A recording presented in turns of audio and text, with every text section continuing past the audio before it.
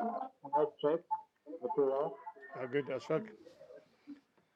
The team for a two team here, it was a Springbok team. Were you watching the Stormers training session? Right? Sorry, man. But that doesn't work here. Okay, what's that line out call they're doing now?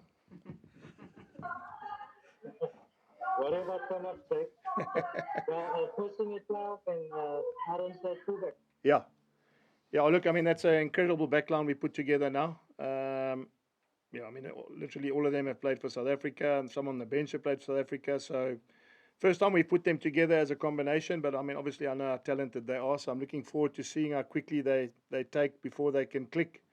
As I said, they're all very talented rugby players. Just a question of how long it's going to take for us to get them to gel as a team and as a unit. And just one question at playoff. I know you played two back last week. How's it been going? Yeah, very good, very good. No, no, look, I mean, last week, as I said to you, it was grooming him into that team environment after 11 months out. As I said, taking nothing away from Chris. Chris did quite well, but I think it was always a question of time before we give Goosen a time at number 10 as well.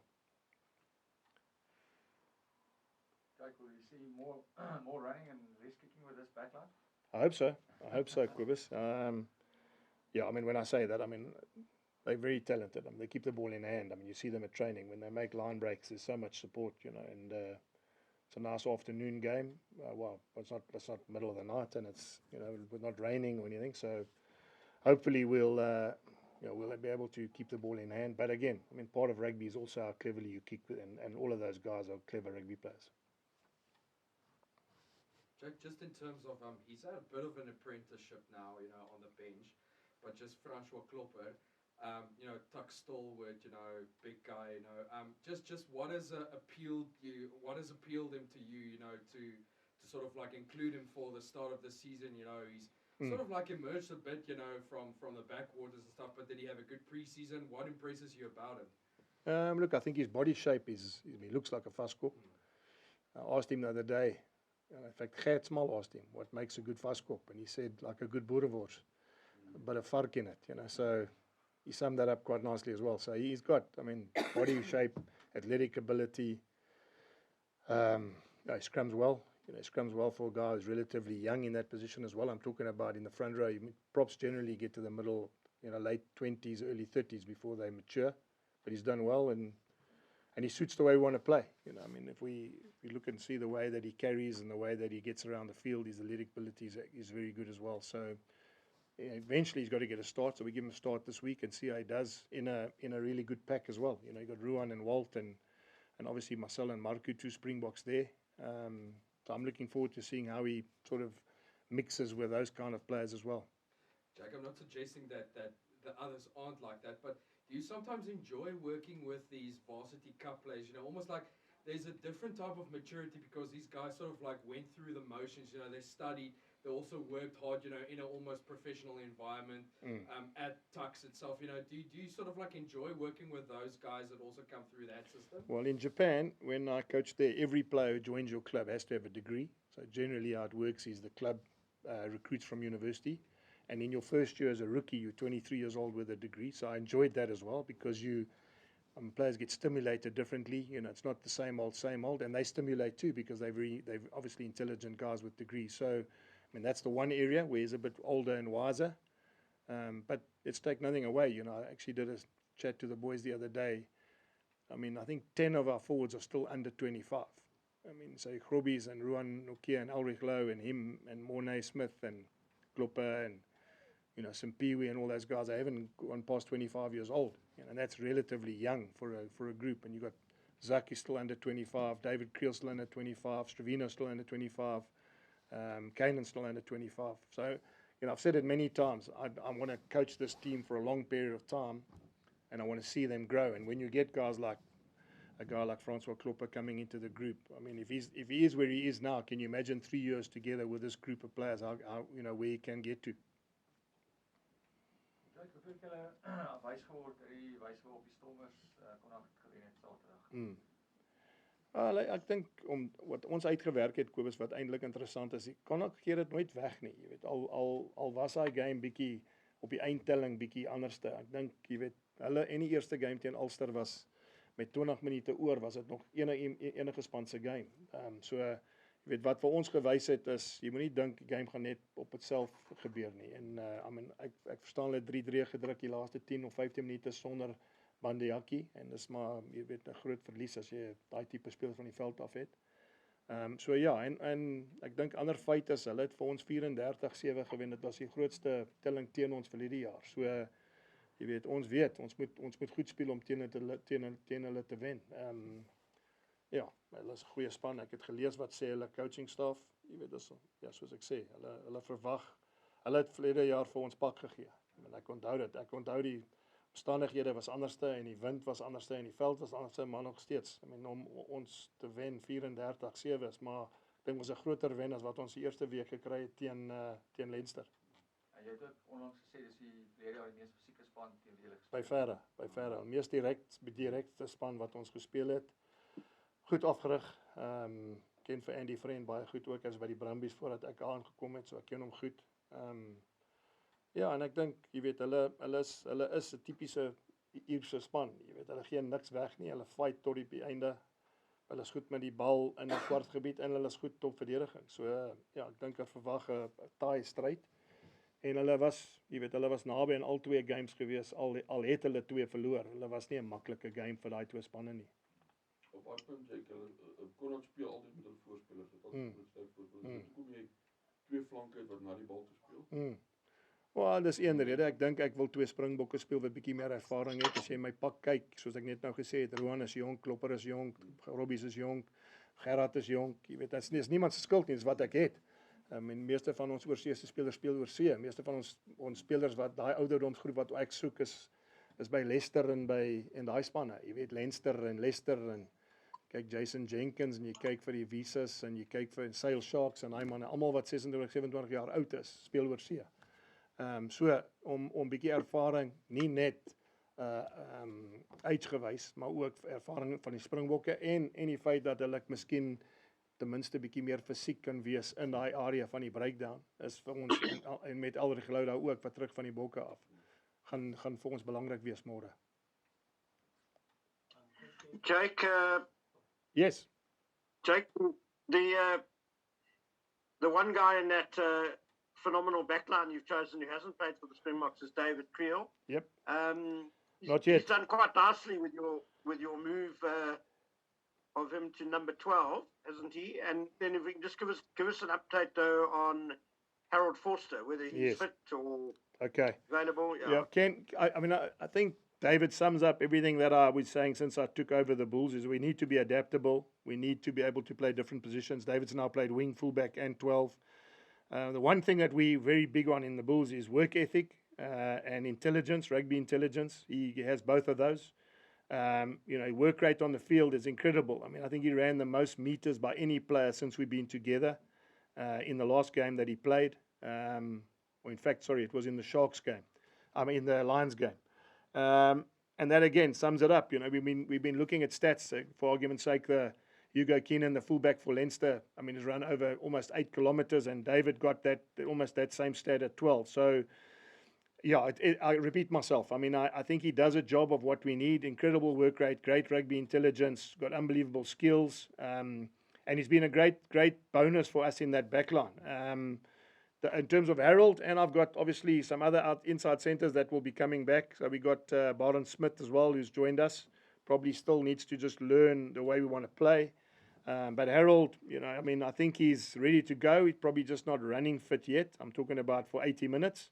And the fact that we're getting Cornell and Lionel and David to play as well as they have the first 2 weeks probably allows us the opportunity to give Harold a little bit more time to get into game shape. Good morning, Jake. You guys have obviously got this game against Connacht tomorrow, but there's another game happening in Bloem, and we presume it's going to be your fringe players, the guys that haven't had much game time. How are you guys approaching the match, and what will your targets be for this game against Cheetahs? Yeah, Morgan, it's a good question. I want to stress to you that I think with the way the season goes now, we've got to play in Europe. We've got Leon and we've got Exeter Chiefs. I think literally in December, January, we've got like 2 weeks here, 1 week overseas, 1 week here, 1 week overseas. Chances of you being able to take the same group of players back and forth, and get results and expect them to be on top of the game is highly unlikely. So the team that will run out, I mean, I don't want to give it away. I think it's only fair that the coaches that are taking that team, what we've done is we've given Gert is going to oversee that team as a not as a coach at all, but as a sort of eyes for me. And then I've got Wessel, who's been the under-20 coach, having the head coaching role there with 2 club coaches, 2 guys who've won the Carlton League last week, Rian and Christou. Fantastic for our club rugby to have that exposure and for those guys to have first-hand experience of what it's like to coach a professional team. So they've been with us the whole week. And what I'm expecting is, the team is a very, very strong team. We announced the touring side on Saturday morning. I'm hoping that those guys make it difficult for me to leave them at home, but also more importantly, make it difficult for me to decide which of the 2 teams I can put on the field against certain opposition. You know, what I really would like, Morgan, out of this game is for them to show me that if I pick that team as it is to play against Dragons away, or whether I pick them to stay at home while we are away to prepare for another fixture, I would like to believe they're good enough to do it. So, you know, the proof is in the pudding with them. I mean, they've got nothing to lose. They haven't played much rugby. I suppose that's the only negative. A lot of them is their first game in a long time. But, I mean, they're talented players. If you look and see, when you see the team, you'll see that most of them have played Super Rugby. Most of them have played URC Rugby. And the ones who haven't have probably played SA Under-20 Rugby. So, I mean, there's no reason why they won't be able to do well, Morgan. Thanks, Jake. Okay. Jake, I know it's a dynamic that's probably not going to happen too much in future, but currently you must be really chuffed with how your Springboks can be integrated again into your system, because it's not like you guys have Sias and Evans who probably need to rest because they've arguably already overplayed. You have a guy like Kane, who's played, he's match fit, but he hasn't been, overburdened. Same to an extent with Kirtley, Ulrich is back. So you must be really confident, or just like glad with that dynamic that you guys have guys who are match fit, but not necessarily, you don't have to necessarily wrap them in cotton wool. They can just go out. Well, that is one bonus, but I will say it's not as easy as you think. When they come back holding tackle bags for 3 months, it's not like you're game ready. I know Ulrich played 25 minutes against Argentina, but he wasn't where he would have been if he had been with us the whole time, and I understand that. I mean, it's not a knock on the Springboks at all. I mean, I know that I was a Bok coach as well, and you need numbers for training, and you need... So it isn't ideal when you let guys go and they come back, even though they've had the experience of being with the Boks, and even though they've probably played a little bit of rugby, they still lose out the whole dynamic of what you need at your training sessions. And I saw Ulrich last week wasn't as great as I've seen him play, but he knows that.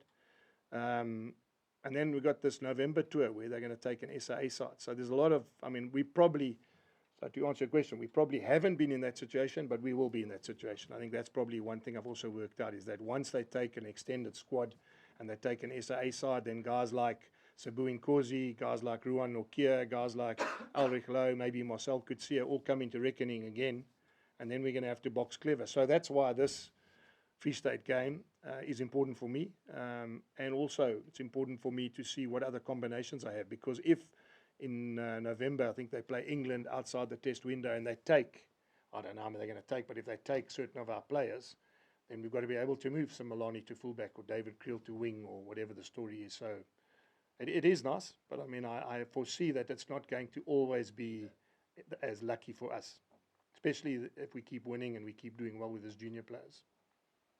Yes, at the back there. Sorry, I cut you short. Okay. Anything else, guys? Yeah, Jake. Yes. I don't know if you've been asked this, but just on Connacht, they went down quite heavily last week, and we all know what happened in Galway the last time. Yes. The sense of revenge, and you've got a better plan worked out this time. Yeah, look, Ashfaq, we don't use revenge in rugby. That's martial arts, I think, or something. But anyway, we lost to them. They had a good side. They got a very good side. They play a style that's very difficult to contain. We saw last week again. I mean, literally, other than the red card, they were still in the game, and against Ulster, they were in the game as well. It wasn't like they were blown away. I think at a certain stage, it was literally one score away from both those games going the other way. So, yeah, it's a game that we're gonna have to play well. We're gonna have to play well against them. They beat us by the biggest margin last year. As fact, 34-7 was the biggest score we had against us. So I mean, we know they're a good side. We're gonna have to play well. Jake, Yes, hold on, Ken. Yep. Not sure if this has been touched already, but I mean, second season in, Yes. preparing then for sort of these teams, have sort of the dynamics change in how you go in and prepare? Is it an advantage that you know each other, or is it a disadvantage? Okay, so let me say, it just depends on who you play. I mean, you look carefully now. Glasgow got a new coach in Franco. You know, some other coaches have got the same coaching staff. In other words, you know, sometimes like the Stormers are the same coaching staff. So it just depends on who you play. You know, the second year can be the same, but it can also be massively different based on the fact that the coaching staff and some of the players have left. You know, so you know, that's the nice thing about this competition. It's not given that because last year you beat someone, they're going to beat you this year, or conversely, because they had the same coaching staff or they had the coaching staff, they're going to play the same way. Sometimes they play completely differently. You know, so I think that's what makes URC so exciting. Has that been challenging for you? No. I mean, I suppose that was like being a coach. You know, that's what it's like. You know, it's you've got to, even if you've had the same coaching staff, you've sometimes got to change what you do as well. So you also got to come up with a few new ideas. You can't be stale. Because you know, one of the things I learned is that if coaches change in a team, they play differently. Some of the best teams are the ones that can adapt their game and give you also different questions on a Saturday. Yes, Ken. Jake, you mentioned Connacht being a very direct team. Do you feel, though, apart from the red card, that also the Stormers really dominating on the gain line was what turned the tide for them last weekend? And it's an area where obviously a strength of your team as well. Yeah, I mean, obviously there's certain ways that you can. I mean, and I think the Stormers did it well. Also, to be fair, Connacht probably conceded so many penalties early on and got the scoreboard running away from them. I think it was about 13-8, and it was getting a little bit ahead of them. So it also makes it difficult when you play away from home. You know, it happened to us last year in Connacht. Once they got into a lead and we had to play catch-up rugby, it's difficult. And that's not just because it's Connacht. I think that's just the nature of the comp, Ken. So, yeah, we're going to have to, you saw what happened 2 weeks in a row. We've got 15-point start and still really had to work hard to get a result. So it's not as easy as we all think. It's going to be a tough game. They're a good side. They are a good side. And yeah, I mean, we obviously got to make sure we work hard enough to keep our momentum going into. We leave on Monday, go around the world to get to London, and then we play Glasgow next week. So we're going to make sure we get it right. Jake, I probably wouldn't have asked this question if Kanan didn't say he probably feels like he needs to play a bit like a Springbok now that he's back. But just from your perspective, he is only still 19. Does anything actually change with the way you deal with him now that he was a Springbok, for the past month or so? Yeah, I'm tougher on him now. I'm much tougher on him now. And I mean that because I think I've got kids, and obviously it's the most normal thing in the world. Normal thing. He's now gone from nowhere to Springbok to scoring tries in rugby championships. So I'm tough on him, not in a horrible way. Tough on him because I want him to make sure he stays like he is, But I mean, I don't really have to worry about him. He's incredible. Yesterday morning we had off 9 o'clock. He's here doing extras. So he hasn't lost the fact that he is who he is, and that's one of his attributes. I read an article the other day, and it's true. He's a 13. I've got centres that are getting on now. And I'm saying Lionel's been around for a long time. Cornell's been around for a long time. Won't be long before Kanan goes into the 13 jersey as well, and then there'll be more work for him to get right. So, yeah, I said it many times. He'll play 100 tests for South Africa, and people are seeing now what I see. Not because it's given, not because it's a freebie, just because he is who he is. And I think I'll continue to be tough on him to make sure that he doesn't miss that opportunity to become a 100-test Springbok. That's going to be massive for South Africa. Jake, just a question on nothing to do with this game on FC du Plessis. There were stories that he's leaving. Is it true? And then he came here with a bit of a reputation as maybe the next Springbok fly-off, and then couldn't make the Curry Cup setup. Yeah. They picked Mostert before him. And, Yeah. so Yeah, but it's very interesting, Chris. It's interesting. I mean, the reality, he wants to be a 10. Don't think he fits in the way that we want to play as a 10. It's no one's fault. You know, he's got certain skill sets that he uses. They're probably not the 10 skill sets that we would like. He's now got an opportunity to go overseas and play in a club where they they want to play him 10. So two things could happen. One is he could end up playing lots more 10 and developing his game, and hopefully if he is the package we want, he'll come back. If not, then he'll continue to play 10 in another competition. But it's just the way it is sometimes. There's certain skill sets some guys have, and they play 10 a different way. And if you look at the 10s we have, it's probably not the way. And he has a desire to play 10. And if you look at Chris and you look at obviously Goose, and you look at a guy like Byron Smith, I mean the reality is a long time before we can give him enough game time at 10. So one of the things I stress to everyone is when you come to the Bulls, we want you to leave as a better player. If you leave, we want to make sure that you can always come back. I mean, there are a lot of guys. Marco van Staden's come back already. So there's never a bad feeling. It's not like, listen, he must go and all that. He came here.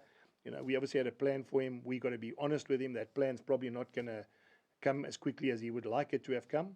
And if it doesn't, then we're going to help him find another opportunity, which he's now got, and hopefully he does well. All right. Thank you. Thanks, guys.